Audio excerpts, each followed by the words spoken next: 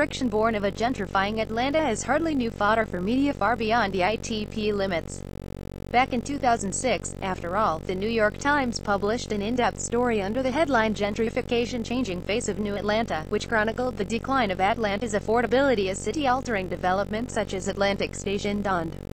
Now, a pair of articles from the national and international press, published on the same day, no less, have raised the topic of Atlanta's complex gentrification struggles anew.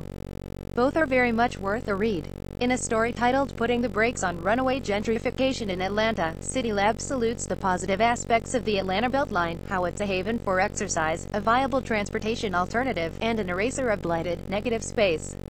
But the story's gist involves the ugly truth of displacement, as relayed by recent academic analyses and personal stories of longtime residents who've been forced out of Old Fourth Ward, for example, by rising rents.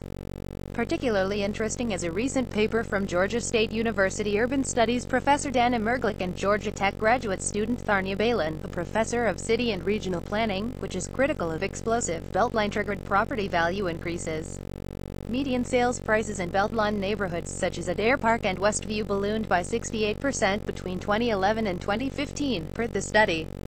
Merglick also sounded the alarm in an interview with CityLab, asserting that the Beltline's current trajectory could lead to the economic and possibly racial resegregation of the city. Meanwhile, British daily newspaper The Guardian has chronicled the plight of Peoplestown residents who've been fighting flooding issues for years, problems exacerbated by the construction of the nearby Olympic Stadium that became Turner Field, and now face the possibility of losing their properties to eminent domain.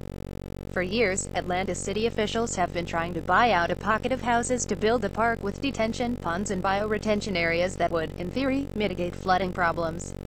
But a group of motivated neighbors, suspicious the park is really a magnet for private development in disguise, are fighting their displacement with a lawsuit.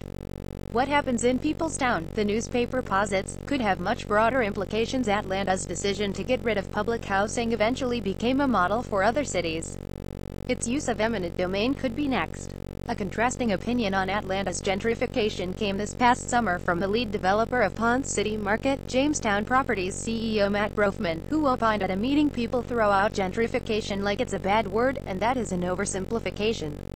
You want to have some degree of gentrification because you need to improve your tax base and support public services like arts, education, and parks, Brofman said. So some degree of gentrification is absolutely necessary if you are going to be part of a successful city. Obviously, this age-old issue is multifaceted, and as such, solutions won't come easy.